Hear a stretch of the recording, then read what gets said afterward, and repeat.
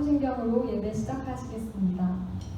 전능하사 천지를 만드신 하나님 아버지를 내가 믿사오며 그 외아들 우리 주 예수 그리스도를 믿사오니 이는 성령으로 잉태하사 동정녀 마리아에게 나시고 본디오 빌라도에게 고난을 받으사 십자가에 못 박혀 죽으시고 장사한 지 4일 만에 죽은 자 가운데서 다시 살아나시며 하늘에 오르사 전능하신 하나님 우편에 앉아 계시다가 저리로서 산자와 죽은 자를 심판하러 오시리라.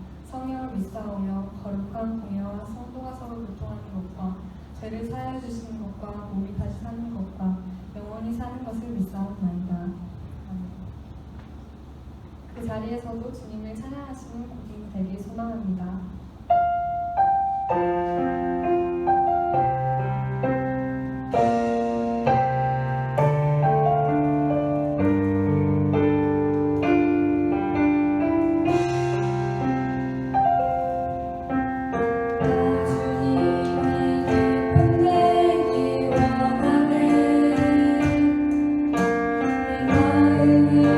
새롭게 하소서.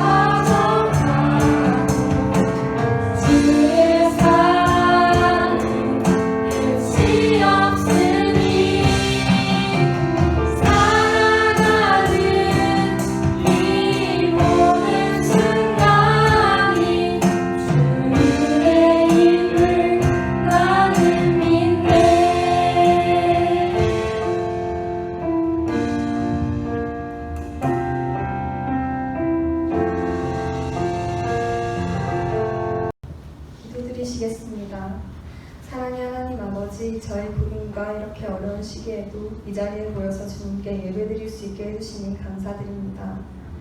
하나님, 한 주간 저희는 너무나도 많은 죄를 지었습니다. 주님께서 저희의 죄를 보시고 마음 아파하시면 저희가 항상 잊지 않도록 도와주세요. 하나님, 코로나 바이러스로 인해 많은 사람들이 어려움에 처해 있습니다. 주님, 긍휼히 여겨주셔서 이 상황을 잠재워 주세요. 이 시간 예배 속에 함께 해주셔서 저희들이 목사님 말씀 듣고 더욱 주님을 알아가는 시간 되길 간절히 기도드리며 예수님 이름으로 기도드립니다. 네, 하나님 말씀 보겠습니다. 하나님 말씀은 출애굽기 20장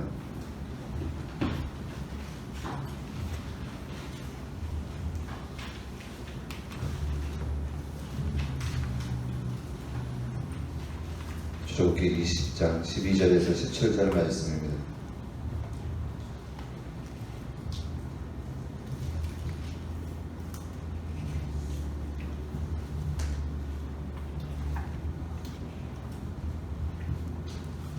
제가 알고 있는 성경, 구약성경 113페이지 출애굽기 20장 12절에서 17절 말씀 저와 함께 교독하겠습니다. 출애굽기 20장 12절에서 17절 말씀입니다.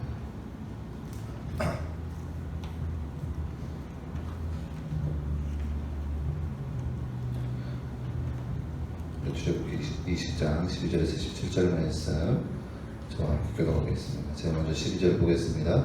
내 부모를 공경하라. 그리하면 내 하나님 여호와가 내게 준 땅에서 내 생명이 기르리라. 간음하지 말라. 내 이웃에 대하여 거짓 증거하지 말라.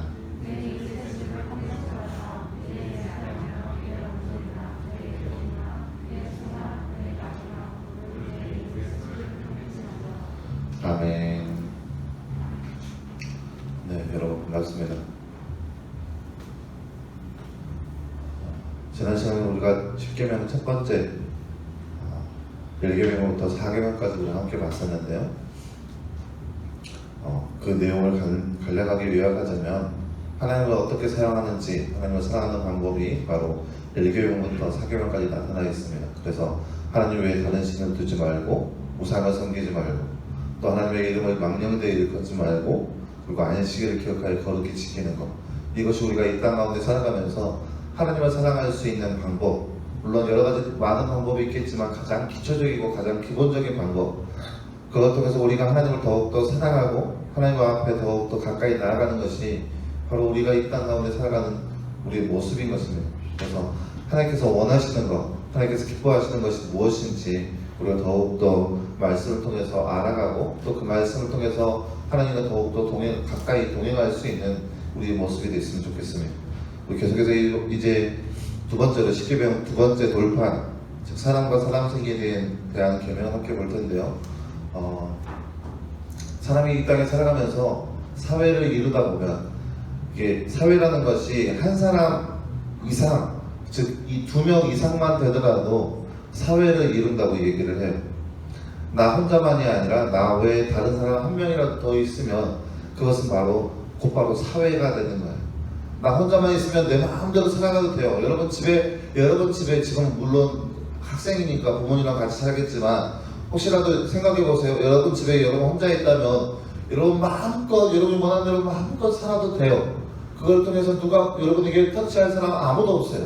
저도 지금은 이제 결혼했지만 혼자 살 때는 저 집에서는 제 마음껏 제가 원하는 대로 살았어요. 물론 옆에 집과 아랫집에 방해가 되지 안에서는 내가 원하는 대로 마음껏 할 수 있어요. 하지만 나 외에 다른 사람 한 명이라도 더 있다면 그것은 사회가 됨으로 인해서 자연스럽게 그 안에 무엇이 들어가냐, 서로 간에 해야 할 것들, 서로 간에 지켜야 할 것들, 쉽게 말해서 규칙들이 생기기 마련인 거예요. 나 외에 내 주변에 한 사람이라도 더 있게 된다면 그것은 이내 자기가 원하든 원하지 않든 간에 규칙이라는 것이 생겨나게 되는 거예요. 그래서 그 규칙대로 살아가야만이 그 사회가 온전히 이루어갈 수 있어요. 근데 사람의 욕심이라는 것이 이 규칙이 있음에도 불구하고 내 마음대로 살아가고 싶어요. 규칙이 분명히 있고 규칙과 법이 있지만 그것에 떠나서 내 마음대로 살아가고 싶은 마음이 사람의 은연중에 있다는 거예요. 그래서 내 마음대로 규칙 없이 법 없이 그렇게 내 마음대로 살아가면 어떨까? 그것을 꿈꾸면서 그렇게 살고 싶다 그렇게 생각하는 적도 간간히 있어요. 여러분 그렇게 생각해 봤어요? 누구에게 타치받고 싶지 않다. 그런 규율 없이 내 마음대로 살고 싶다. 그런 생각들 안 해봤어요? 그래 나만 해봤구나. 저는 그렇게 가끔씩 생각해봤어요. 누군가의 간섭 없이, 누군가의 터치 없이 내가 원하는 것, 내가 하고 싶은 것, 그거 마음대로 하면 어떨까 그런 생각들 해봤던 것 같아요. 왜요?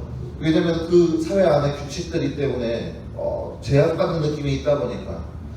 그런데 사람들이 그렇게 생각하겠지만 여러분 안타까운 건 뭐냐면 내가 원하는 대로 사회 안에서 내가 원하는 대로 아무 규율이나 아무 규칙 없이 그렇게 살아간다면 그 사회는 내가 원하는 대로 이루어가겠다라고 생각되겠지만 그 사회는 아마 잠시 잠깐 평화도 없이 이내 아비규환이 되고 말아요. 마음대로 되는 거죠. 자기가 원하는 대로 다 살아가니까 나도 이거 하고 싶고 나도 이거 하고 싶고 누구나 다 원하는 대로 살다 보니까 그 사회는 도저히 그 사회가 이루어지지 않고 이내 아비규환 남장판이 되는 거예요. 이게 우리가 살아가는 이 땅 가운데 삶의 모습이라는 거예요. 내가 원하는 대로 살면 되겠지? 아니요. 그렇게 되면 그 사회는 이루어갈 수가 없습니다. 난장판이 되는 거예요. 서로의 벽도 없이 서로가 원하는 거 그러면 존중한 것도 없이 마음껏 살아가게 된다는 거죠.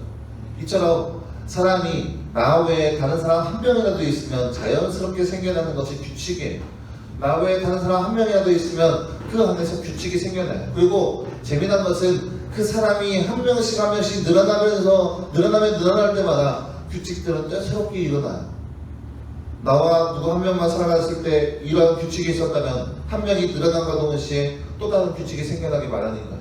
또 시대가 지나면 지날수록 또 다른 새로운 규칙들이 생겨나게 되는 거예요. 여러분 아마 아는 사람은 알겠지만 시대가 지나면서 법들도 새로운 법들이 일어나고 있어요. 김영란법이니 민식이법이니 여러분 들어봤어요?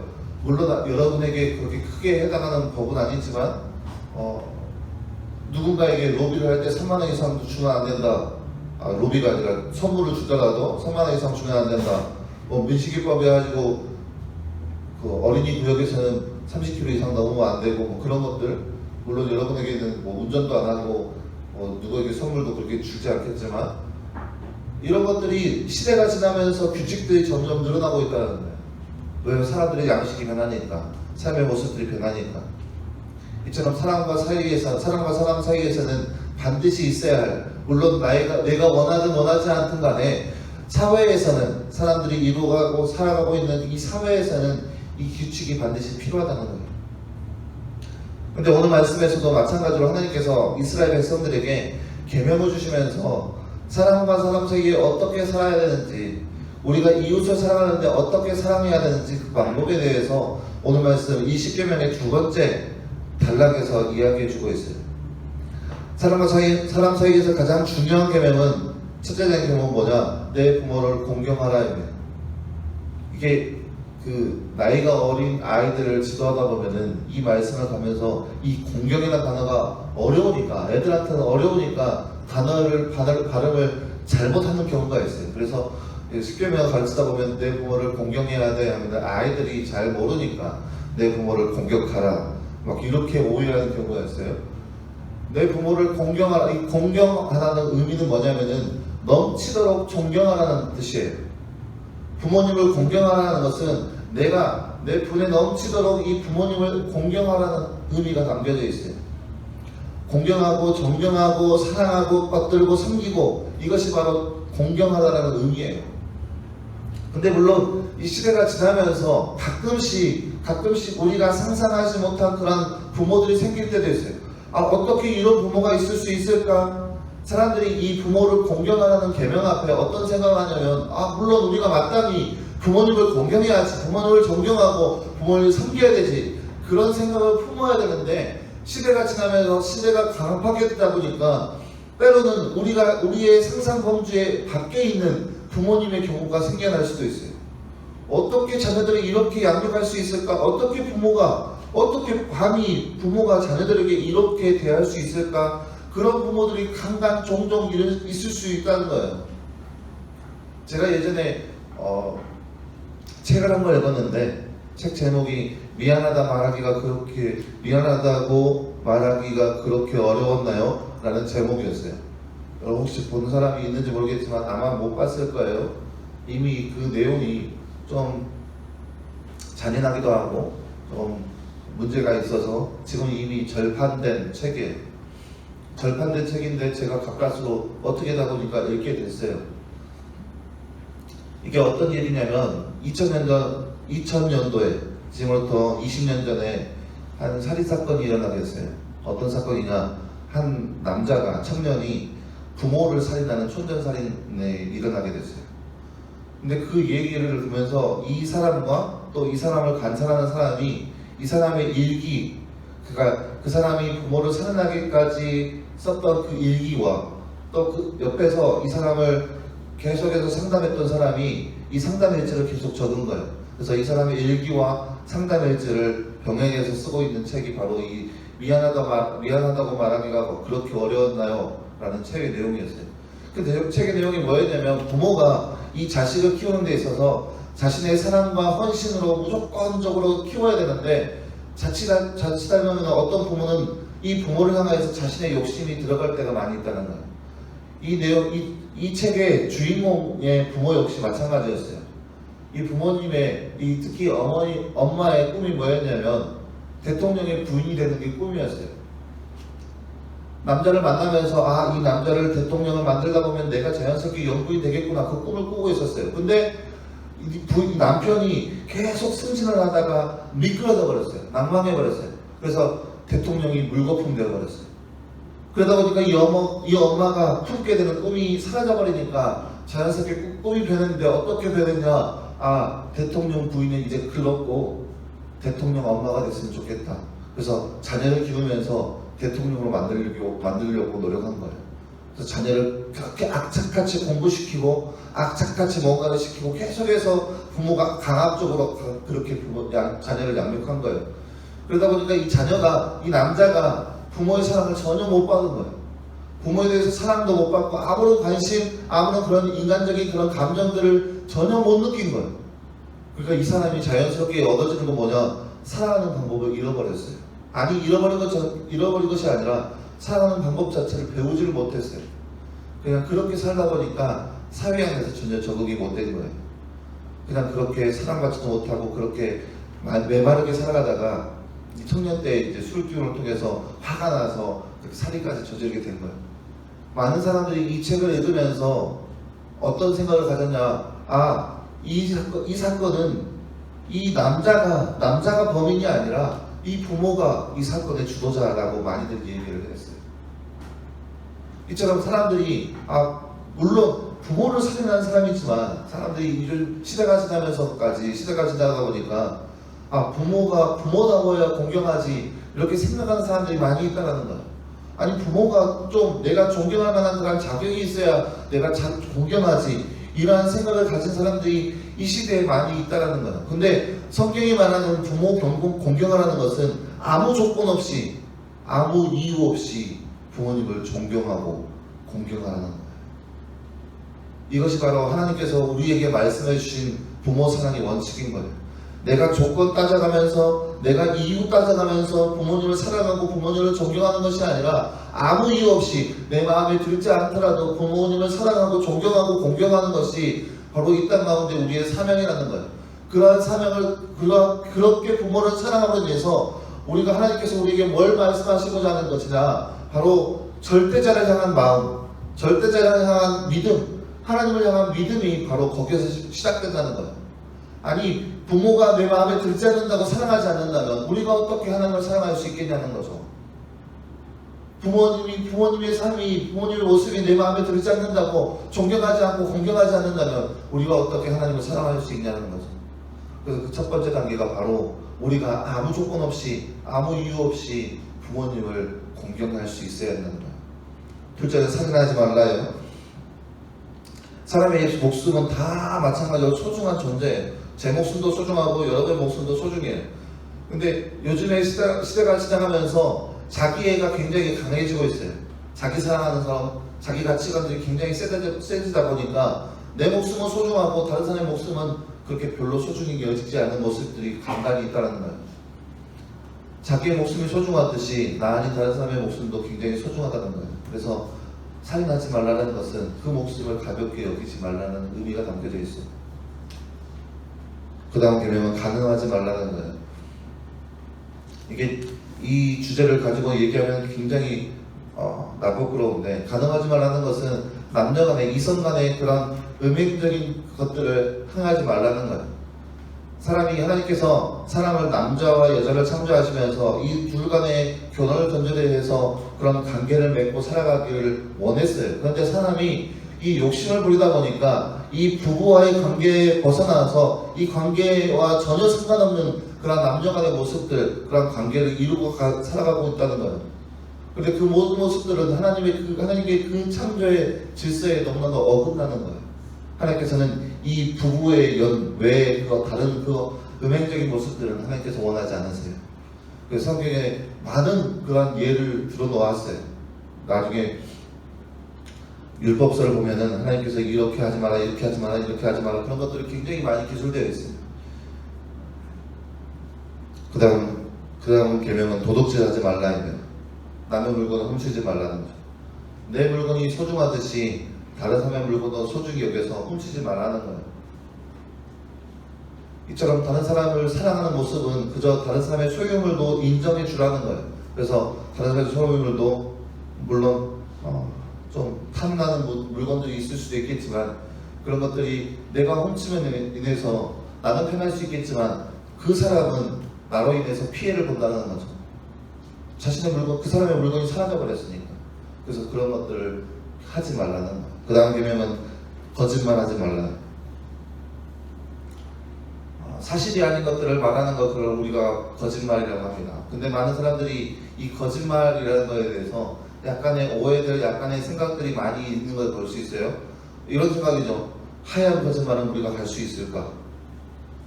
과연 우리가 말하는 그 하얀 거짓말은 과연 죄일까, 죄가 아닐까? 많은 사람들이 그런 궁금증을 가지고 이야기할 때가 많이 있어요. 그리고 또 그렇게 많이 물어봐요. 하얀 거짓말을 해도 되나요? 물론 복잡해요. 이 거짓말에 대해서는 굉장히 많이 복잡한 것들이 있어요. 성경에도 이거에 대한 예시가 굉장히 많이 있는데, 여러분 이거에 대해서 얘기하자면 또 시간이 엄청 오래 갈 거예요. 한마디만 얘기하자면, 이런 걸 간략하게 얘기하자면, 거짓말을 우리가 왜 하는가, 그 이유에 초점을 맞추고 있다는 거예요. 내가 왜 거짓말을 해야 되는가, 그 거짓말하는 이유가 바로 내 욕심과 나의 안위를 위한다면, 이 거짓말은 바로 나의 욕심으로부터 인한 것이기 때문에 죄악이라는 거예요. 예를 들어 볼까요? 여러분, 제가 만약에 우리의 부모님, 엄마의 지갑에 손을 댔어요. 근데 엄마가 당연히 없어진 돈을 찾겠죠. 근데 그걸 보면서 당연히 제가 훔쳤어요. 제가 돈이 갑자기 급전이 필요해서 만졌어요. 죄송해요. 이렇게 하면 참 다행이겠지만, 대부분의 사람들은 저 아니에요. 저 몰라요. 내가 어떻게 알아요? 원래부터 없던 거 아니에요? 이렇게 거짓말을 해요. 근데 그 거짓말하는 이유가 뭐냐? 벗어나기 위해서, 이 위기에 벗어나기 위해서, 자기 때문에, 자신 때문에, 자신의 그 욕심 때문에 그 거짓말을 한다는 거죠. 무슨 말이냐? 내가 거짓말하는 거, 거짓말이 죄인지 죄가 아닌지 그걸 판별하기 전에 거짓말하는 이유가 바로 내 욕심 때문이라면 그건 죄악이라는 거예요. 아마 이거에 대해서 더 많은 이야기가 있지만, 혹시라도 궁금한 사람들은, 하얀 거짓말에 대해서 궁금한 분들은 개인적으로 저한테 찾아오거나, 또 나중에 이제 제자반 공부를 하다 보면은 이거에 대해서 다룰 때가 있을 것입니다. 마지막 계명은 욕심을 부리지 말라. 내 이웃의 물건에 대해서 욕심을 품지 말라. 물론 성경학자마다 이 마지막 10번째 계명을 놓고 다른 여러 가지 의견들이 있어요. 어떤 의견이냐? 이 마지막 10번째 계명을 이웃사랑과 함께 더불어서 이 이웃사랑에 함께 사람을 사랑하는 방법에 있어서의 계명인 것인지, 또 어떤 신학자들은 어떻게 얘기하냐면은 이 10번째 계명은 이 두 번째 단락의 이웃사랑의 그 카테고리에 들어가는 것이 아니라 첫 번째 계명부터 9번째 계명까지 그 모든 계명을 총망라해서 마무리하고 총정리하는 그런 계명이라고 얘기를 해요. 예를 들면 이런 거예요. 이 하나님께서 말씀하신 이 9가지 계명을 우리가 범하는 이유가 무엇이냐? 바로 이 10번째 계명에 나오는 이 탐심으로부터 시작됐다는 거예요. 욕심으로부터 시작됐다는 거예요. 오늘 말씀에 나오는 이웃사랑의 방법에 대해서 우리가 왜 산을 저지르냐? 욕심 때문이라는 거예요. 탐심 때문이라는 거예요. 내가 잘 살고자, 내가 화가 나서 이 욕심 때문에 산을 저지르고, 이 욕심 때문에 간음하고, 이 욕심 때문에 도둑질하고, 이 욕심 때문에 거짓말한다는 거예요. 이 욕심을 잘 다스려야 이 모든 것들을 범하지 않는다는 거예요. 마찬가지로 우리가 지난 시간에 배웠던 하나님을 향한 사랑, 우리가 욕심 때문에 우상을 만드는 거예요. 내가 잘 살아보기 위해서, 내가 남들보다 좀 더 편하게 살기 위해서 하나님 아닌 다른 신을 찾기 시작하는 거예요. 내가 욕심 때문에 다른 사람들보다 더 열심히 살고자 하는 그 욕심 때문에 안식일, 주일을 지키지 않고 마음대로 내 마음대로 살아가는 거예요. 이게 바로 욕심 때문이라는 거죠. 그래서 많은 신학자들이 이 10번째 계명을 그런 이웃사랑의 것이 아니라 이 모든 계명을 더 총망라해서 지킬 수 있는 방법, 마무리라고 얘기를 해요. 확실한 것은 내가 이웃의 물건에 대해서 욕심을 품다 보니까 죄가 들어오게 되는 거예요. 그러나 그 모든 욕심들을 버리라는 거예요. 왜? 죄짓지 않기 위해서. 이것이 지금까지 우리가 살펴본 이 6가지 계명이 바로 이웃 사랑하는 방법입니다. 우리가 어떻게 이웃 사랑해야 되는지, 부모를 공경하고, 살인하지 말고, 간음하지 말고, 도둑질하지 말고, 거짓말하지 말고, 욕심을 품지 말고, 이 모든 것들이 바로 이웃을 사랑하는 방법 중에 하나라고 하나님께서 말씀하고 계세요. 물론 여기까지 얘기하자면 제가 여러분에게 한 모든 이야기들은 세상에서 모든 사람들이 할 수 있는 그런 도덕적인 얘기에 불과할 거라고 생각들어져요. 세상 어디에 가도 아마 여러분 학교에서도 배울 수 있는 그런 도덕적인 얘기가 바로 지금까지 제가 여러분에게 했던 계명들의 얘기일 거예요. 하지만 제가 서 있는 이곳은, 제가 서 있는 이 자리는 여러분에게 도덕적인 것을 강조하거나 도덕적인 것을 설명하는 그런 자리가 아니에요. 오늘 계명이 하나님과 우리 사이에서 어떻게 중요하냐, 이것이 바로 우리에게 있어서 세상과는 다른, 세상과는 구별된 10계명 안에 담겨져 있는 하나님의 뜻이라는 거예요. 하나님께서는 이 10계명을 계명을 통해서 우리에게 말씀하고 하는 것이 도대체 무엇인지, 그 실제적인 예가 보면은 신약성경에 보면 예수님께서 이런 비유의 말씀을 들은 적이 있어요. 1만 달란트 빚진 자, 한 사람이 있어요. 한 사람이 있었는데 어떤 사람이었냐면 한 나라의 주인이었던 사람, 나라 사람에게 1만 달란트를 빚졌어요. 이 1만 달란트가 얼마나 큰 돈이냐면 수천억, 막 몇 조 되는 금액이에요. 감히 우리가 상상조차 할 수 없는 금액, 우리가 평생 살아도 벌 수 있을까 말까 하는 금액, 그 금액이 바로 1만 달란트예요. 나라를 통째로 살 수도 있을 만큼 큰 금액이 바로 1만 달란트예요. 근데 그 사람이 이 나라 사람에게 이 1만 달란트를 빚졌어요. 당연히 갚을 도리가 없죠. 갚을 방법이 없죠. 그래서 그 사람에게 가서 내가 1만 달란트를 빚졌는데 갚을 방법이 전혀 없다고 용서를 빌었어요. 용서해달라고, 한 번만 용서해달라고, 조금만 기다려달라고. 그때 그 사람이 그 사람을 불쌍히 여겨서 내가 너의 빚을 다 용서해주겠다, 갚지 마라, 그렇게 다 탕감해줬어요. 그렇게 기쁜 마음으로 집에 돌아가는데 우연치 않게 그 사람을 지나가는 길에 자기 친구를 만나게 됐어요. 그 친구를 만나는데 어떤 친구였냐면은 자기에게 100데나리온을 빚진 사람이었어요. 이 100데나리온이 얼마나 큰 돈이냐면 지금 날로 보면은 한 1000만 원 정도 되는 금액이에요. 1000만 원 정도 되는 금액을 빚진 그 친구가 자신을 지나가는 거예요. 당연히 돈 갚으라고 얘기했죠. 돈 갚아. 근데 그 친구도 1000만 원이라는 돈이, 큰 돈이 어떻게 갑자기 생기겠어요? 당연히 부탁했죠. 한 번만 용서해달라고, 조금만 기다려달라고, 내가 곧 갚겠다고. 근데 그 사람이 내가 왜 기다려야 되냐, 내가 왜 용서해야 되냐, 그러면서 그 친구를 감옥에 집어넣어버렸어요. 그리고 그 얘기를 이 나라 사람이 듣게 됐어요. 그러고 나서 그 사람을 다시 불렀어요. 야, 나는 너를 위해서 그 어마어마한 금액의 돈을 내가 다 탕감해줬는데 너는 왜 너의 친구한테 왜 그렇게 얘기했냐? 너도 다시 내 돈을 갚아라. 너도 다시 내 돈을 갚아라. 예수님께서 이러한 비유의 말씀을 제자들에게, 또 이스라엘 사람들에게 들려줬어요. 그러면서 하시는 말씀이 하나님의 사랑, 하나님의 그 놀라우신 사랑을 받은 사람으로서 이웃을 사랑하는 거예요. 사랑하는 여러분, 우리가 지난 시간에 나눴듯이, 계속해서 우리가 나누고 있듯이, 하나님은 우리를 너무나도 많이 사랑하시는 분이에요. 하나님은 우리를 너무 많이 사랑하셔서 우리를 이 땅 가운데 창조하셨고, 또 우리가 하나님께서 원하시는 모습대로 살아가기 위해서 많은 것들을 우리에게 베풀어 주셨어요. 그리고 행여나 우리가 그러한 삶을 살아가면서 하나님 마음에 들지 않을까봐 하나님께서 우리를 구원하시기 위해서 많은 것들을 우리 가운데 준비해 주셨어요. 근데 그럼에도 불구하고 우리가 하나님 마음에 들지 않으니까, 그럼에도 불구하고 하나님께서 우리를 구원하시기 위해서 하나님께 오는 독생자 예수 그리스도를 이 땅 가운데 십자가에 달려 돌아가기 하기 위해서 이 땅 가운데 보내주셨어요.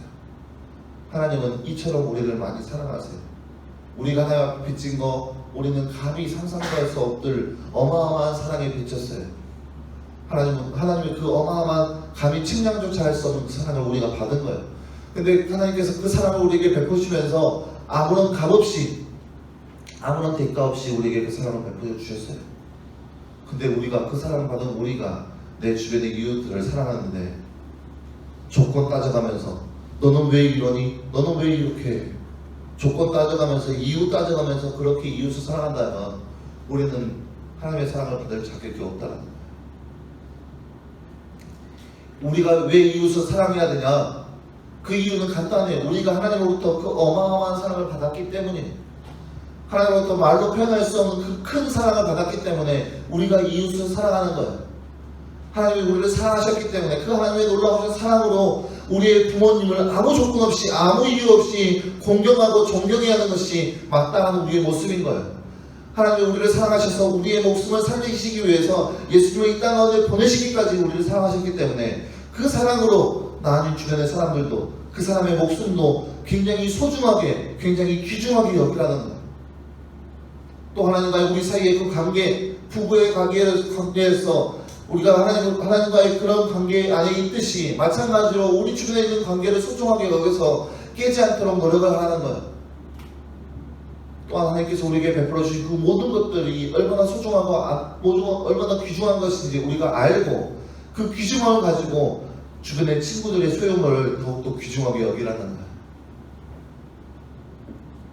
그리고 하나님께서 우리에게 허락하신 그 진리만은 우리가 우리의 입술에 담아야 된다는 거예요. 거짓말 하지 말라는 거죠. 하나님께서 우리에게 허락하신 그 진리만을 우리의 입술에서 선포되어야 되는 거예요. 우리가 이웃을 사랑하는 이유는 바로 하나님께서 우리를 사랑하셨기 때문에. 여러분, 내가 나의 노력으로, 나의 힘으로, 내가 가지고 있는 능력으로 내 이웃을 사랑한다? 아마 힘들 거예요. 어려울 거예요.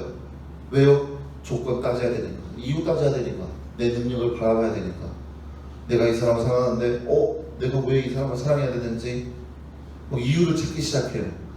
이 사람은 이러니까, 이 사람은 이러니까, 이 사람은 이러니까 내가 스무기를 사랑하는데 무슨 이유가 있어야 되지 하면서 막 고민을 막 해요. 스무기는 그래 눈 두 개 있고 코 하나 있고 입이 있으니까 이런 이유를 막 5만 가지 이유를 막 생각하면서 내가 나의 능력으로 사랑하려고 노력한다는 거예요. 근데 우리는 그렇게 나의 힘과 나의 능력으로 내 이웃을 사랑하는 것이 아니라 하나님의 사랑으로 우리가 사랑해야 한다는 거예요. 하나님이 아무 조건 없이, 아무 이유 없이 우리를 사랑했듯이 우리도 마찬가지로 내 주변의 이웃들을 아무 이유 없이, 아무 조건 없이 그저 맹목적으로 사랑해야 한다는 거예요. 하물며 그 사람이 나의 목숨을 해야 하려고 노력한다 할지라도 우리는 그 사람을 사랑해야 돼요. 왜요? 우리도 그 사랑을 받았기 때문에. 하나님은 언제 우리를 사랑하셨냐?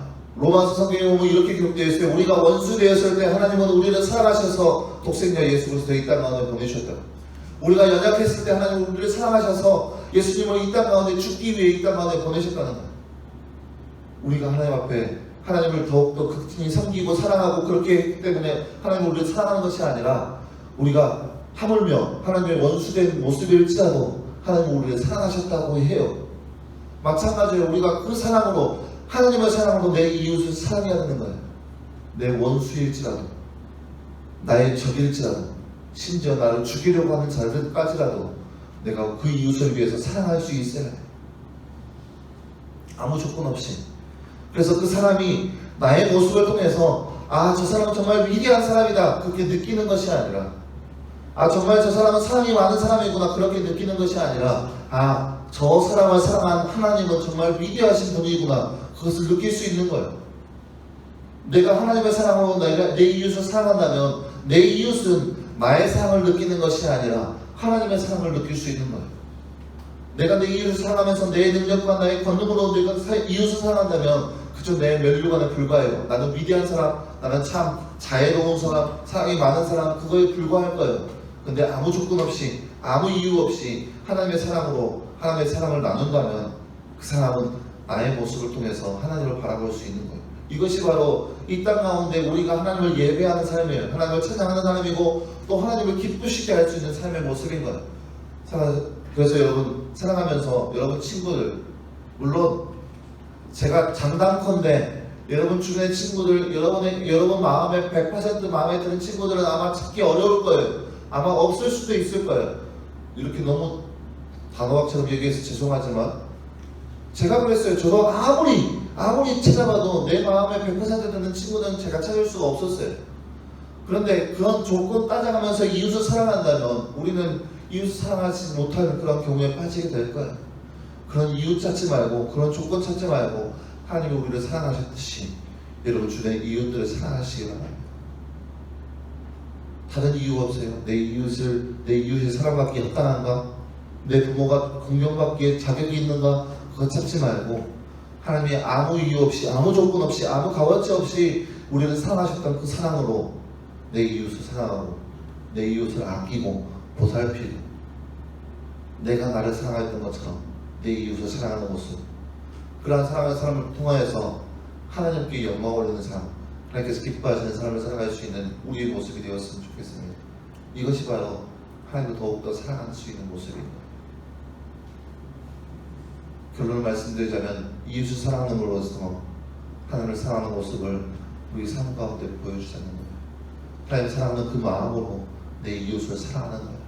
그래서 여러분 사랑하는 동안에 우리 주변에 어떠한 친구들이든 간에 우리 주변에 어떠한 사람이든 간에 그 사람을 나를 사랑하듯이 내가 나를 사랑하듯이 그 사람을, 내 친구를, 내 이웃을 사랑할 수 있는 저 여러분의 모습이 되었으면 좋겠습니다. 우리 그라마와 함께 찬양하며 나아가겠습니다.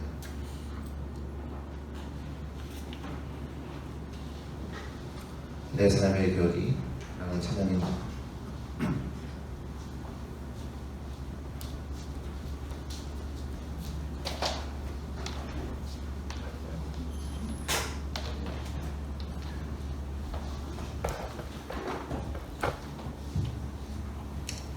찬양의 내용이 어떤 내용이냐면 하나님, 내가 살아가는 내 삶의 방향이 하나님께서 원하는 삶의 방향이 되게 달라. 내가 살아가는 그 삶의 양식이 하나님께서 원하시는 그 삶의 양식이 되달라. 하나님께 함께했던 고백, 하나님께 받았던 그 고백의 모습들이 내 삶 가운데 녹아져가서 내 삶의 모습이 하나님께서 바라시는, 하나님께서 원하시는 그러한 삶의 모습이 되게 달라고, 그러한 모습, 그러한 찬양, 그러한 고백 지금 함께 하나님 올려드리겠으면 좋겠습니다.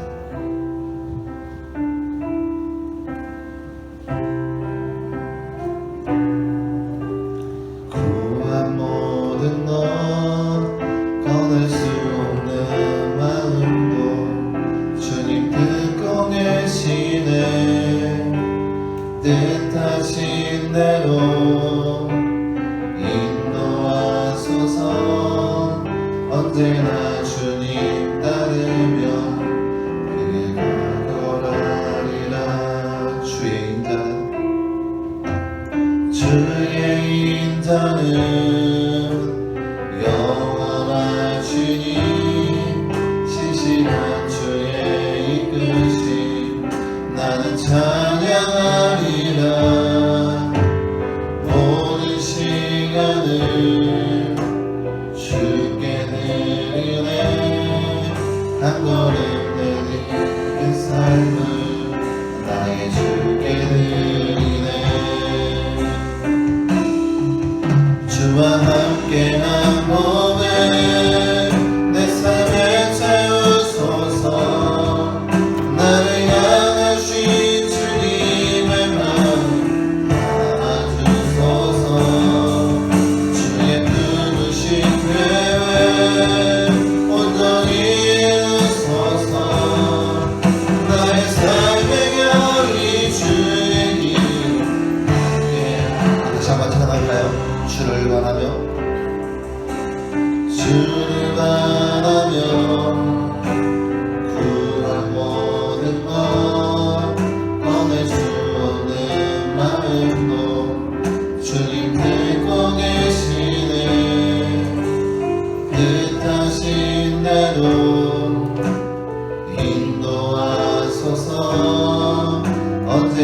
주님 따르며 그들의 거하리라. 주의 인자는 영원하신 주의 인자는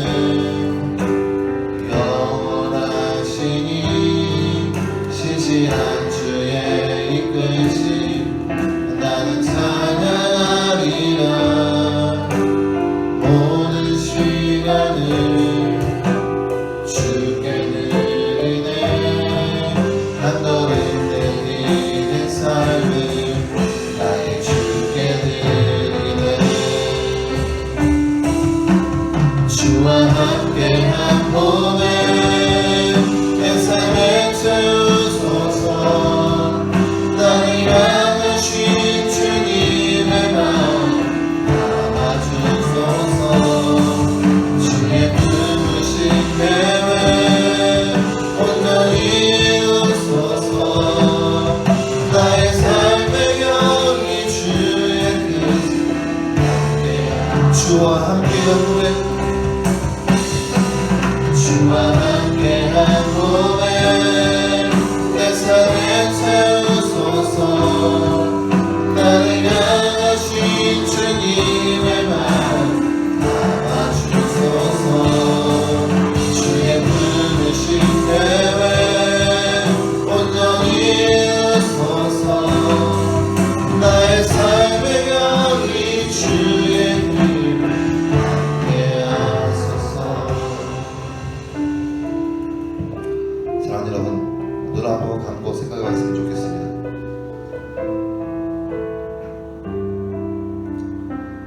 예전에 아마존 릴립에 선교하러 갔던 지밀리아 신한 선교사님이 있습니다. 그들을 위해서 마음껏 그들에게 물자를 조달하고 그들의 사랑을 전해준 그런 선교사님이었는데 그 현지인들이 오해해서 그 현지인들이 자신의 영역을 침범했다는 그 이유로 그 선교사님들을 가차참하게 죽여버렸습니다. 근데 그 가족들이 그 선교사님의 그 뜻을 따라서 그 뜻을 더 이어가서 다시 한번 그 선교지로 들어갑니다.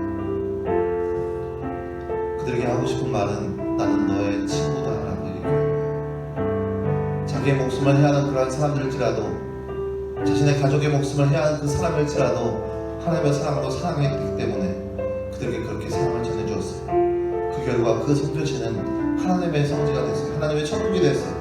많은 사람들이 하나님을 만나게 됐고 또 자신을 죽이겠던 그 사람들은 오히려 그 하나님의 사랑을 깨달아서 하나님의 사랑을 전하는 그러한 사람의 모습들이 되어버렸어요. 이것이 바로 그 사람들이 뛰어나서가 아니라 그 사람들이 위대해서가 아니라 그 사람들이 하나님의 사랑을 전했기 때문인 거예요. 우리도 그런 것들을 할 수 있어요. 우리도 그렇게 할 수 있어요. 우리도 하나님의 사랑을 깨닫고 그 사랑을 전해준다면 우리도 역시 우리 주변의 사람들을 목숨을 살릴 수 있는 그런 위대한 삶, 그런 위대한 모습들을 할 수가 있는 거예요. 우리의 생각과 우리의 사랑으로 이웃을 사랑하는 것이 아니라 내가 받은 그 하나님의 사랑, 내가 느낀 그 하나님의 놀라우신 사랑, 그 이웃을 바로 이웃에게 전해주는 것이에요. 그것이 바로 우리가 할 수 있는 최선의 사랑이고 우리가 할 수 있는 최고의 사랑인 거예요. 그 사랑을 전해줄 수 있는 모습, 그 사랑을 지니고 있는 삶이 바로 우리의 삶이 되었으면 좋겠습니다. 제가 기도하겠습니다. 사랑하는 하나님 감사합니다. 주님, 우리의 삶이 우리의 욕심 때문에 나 아닌 주변의 사람들을 나보다 못한 것으로 여기며 살았던 적이 너무나 많이 있었습니다. 오직 나만을 위해서 살았었고 오직 나의 욕심을 위해 살았던 모습이 바로 우리의 모습이었던 것을 고백합니다. 하나님, 이러한 욕심 많은 우리의 모습들을 주여 용서하여 주옵시고 이제는 우리가 받은 그 하나님으로부터 임한 하나님 그 사랑을 이웃에게 전할 수 있는 사랑의 전달자가 되게 하여 주시옵소서.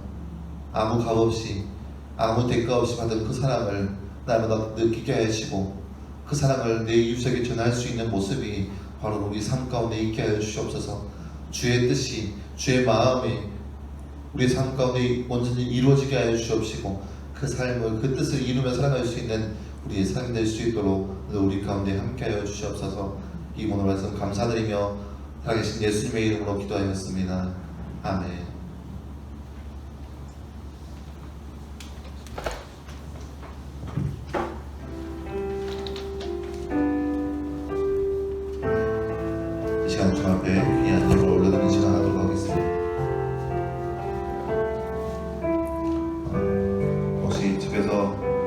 온라인으로 예배드리는 친구들도 여러분 준비한 예물을 하나님 앞에 올리는 귀한 시간 되었으면 좋겠습니다. 우리의 모든 것들을 허락하시는 그 하나님, 우리에게 많은 것들을 허락하시는 그 하나님, 그 하나님의 은혜를 생각하면서 그 하나님의 은혜에 우리가 더욱더 우리의 것을 주 앞에 올려드리는 그러한 모습으로 그런 믿음의 삶이, 믿음의 모습이 바로 우리의 모습이 되었으면 좋겠습니다.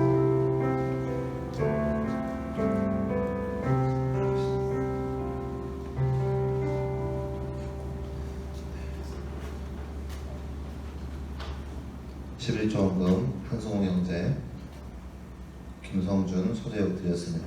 감사헌금 문수진, 오유진 드렸습니다. 함께 기도하겠습니다. 사랑의 하나님 감사합니다.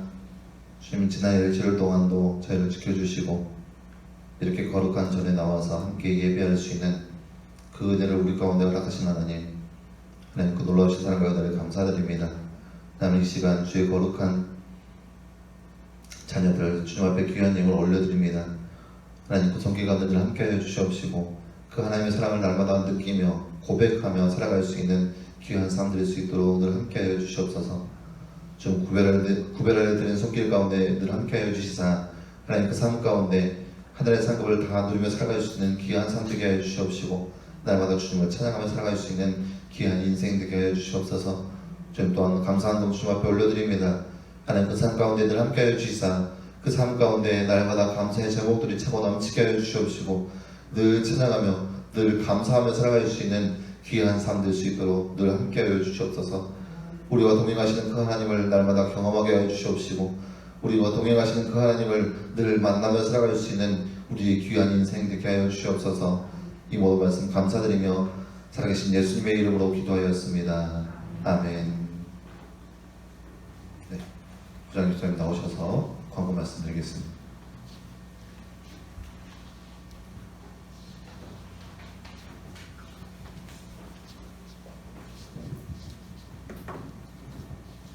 네, 한 주간도 이렇게 잘 지내셨죠? 예. 교회 학교가 이번 주 오늘 예배를 이제 모두 다 이렇게 드리도록 이렇게 광고가 되고 또 예배를 드리고 있습니다. 그래서 저희들이 이제 나간 자리는 예배 마치고 에탄올 솜 티슈를 드릴 건데 자기 앞자리 닦아 주셔가지고 닦은 그 폐지가 되겠죠. 닦은 에탄올 그 폐지는 뒤에 왼쪽 휴지통에 이렇게 넣어주셔야지 동생들이 또 안전하게 그 예배를 드릴 수가 있어요. 그러니까 꼭 예배 마치고 에탄올 드릴 테니까 휴지 닦아주시기 바랍니다. 그 다음에 고등부는 2층으로 출입을 해주셔야지 망등록에 2층으로 이렇게 기재가 안 돼요. 그러니까 2층으로 꼭 출입을 해주시고 부모님하고 같이 오시다가 1층으로 오지 말고 2층으로 이렇게 올라오셔가지고 기록과 통계를 받으시고 만약에 1층으로 들어와야 될 것 같으면은 1층에는 고등부라고 그러면 프리패스 해주니까 고등부라고 그러시고 2층에 올라와서 이렇게 자가방역 관련된 것들을 이렇게 작성해 주시면 됩니다. 그 다음에 고등부 회장단이 지난주에 선출되었어요. 제가 광고를 적었어야 되는데 죄송합니다. 그래서 한번 호명할 테니까 나와서 인사하기는 그렇고 그래서 이름만 주시면 됩니다. 회장의 이호정, 그 다음 부회장의 양동욱, 정다현, 그 다음에 총무의 양경훈, 서기의 오유진, 회계 김율리아. 한번 읽으세요. 통우자고 마스크 안 벗어서 얼굴 다 하니까 마스크 착용한 채로 한번 주의로 얼굴 한번 보여주시기 바랍니다.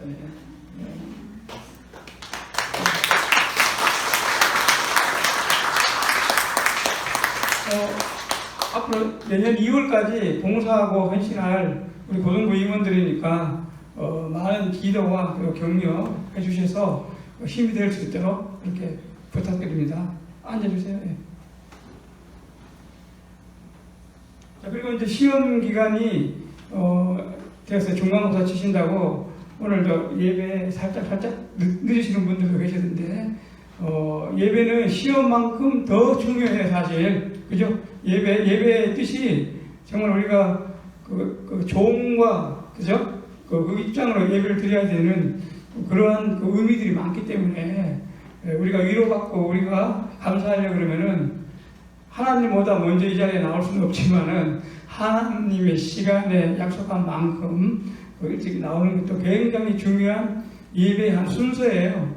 순서. 몸만 나왔다가 아니고 내가 그 순서를 잘 따라가는 것도 중요하니까 예배 시간에 가급적 지각하지 않은 습관은 인생에 살아가면서 하나님께 축복받을 수 있는 하나의 귀한 조건이 될 수 있어요. 그래서 꼭 예배 시간 지각하지 않는 거, 그리고 시험이지만은 그 하루 이렇게 일어나서 하나님 앞에 감사하는 그 묵상의 기도 드리는 거, 마치고 기도 드리는 거, 이런 것도 굉장히 중요하니까 우리 친구들이 잘 이렇게 훈련해 보면은 은혜와 축복이 많이 나한테 된다는 걸 느낄 수 있을 거예요. 그래서 꼭 그런 부분 잊지 마시고 이렇게 우리 학생들이 뭐 코로나로 해가지고 그 예배나 신앙마저 이렇게 폐쇄적으로 이렇게 가져가면 큰일 난다. 그러니까 그런 부분 꼭 지켜주시기 바랍니다.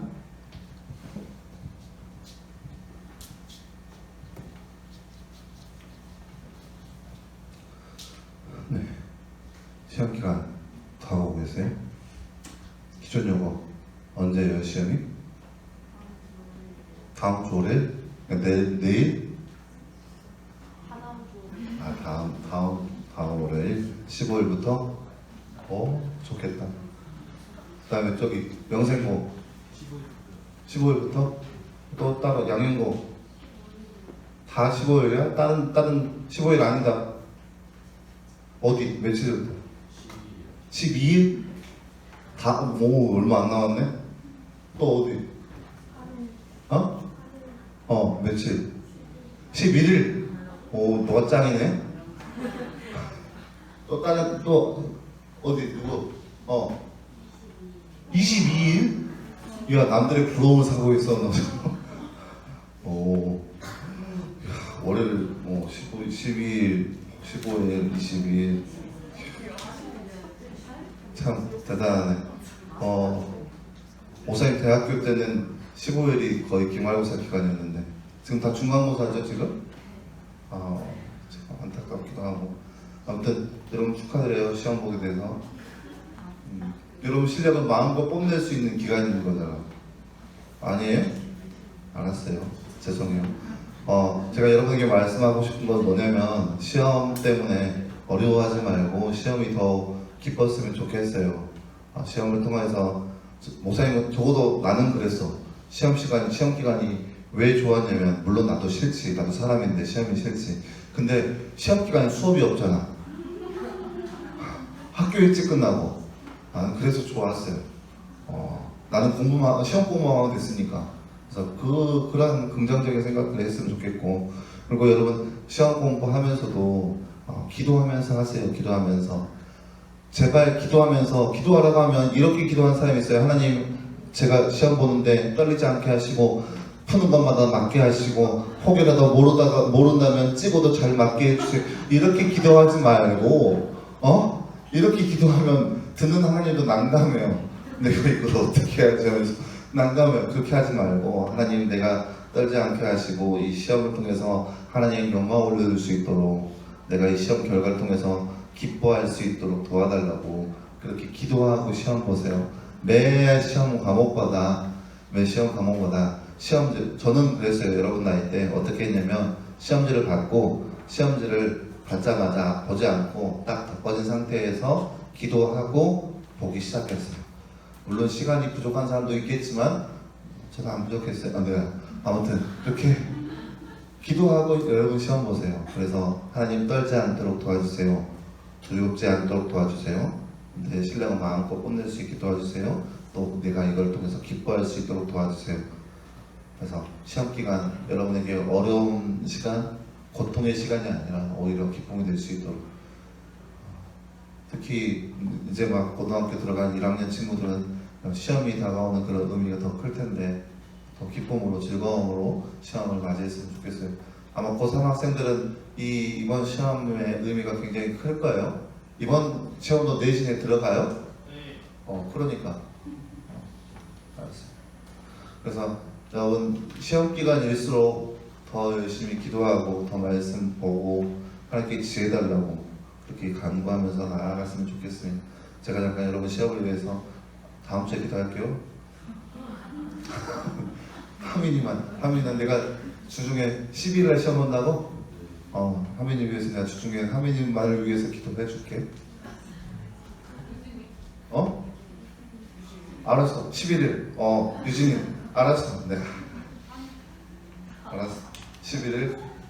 짱이네. 주기도문으로 여기 마치겠습니다. 하늘에 계신 우리 아버지여, 이름이 거룩히 여김을 받으시오며 나라의 마옵시며 뜻이 하늘에서 이루는 것 같이 땅에서도 이루어지이다. 오늘 우리에게 일용할 양식을 주옵시고 우리가 우리에게 죄 지은 자를 사하여 준 것 같이 우리 죄를 사하여 주옵시고 우리 대심에 되게 말게 하옵시고 다만 악에서 보아옵소서. 대개 나라와 권세와 영광이 아버지께 영원히 있사옵나이다. 아멘. 네, 여러분 잘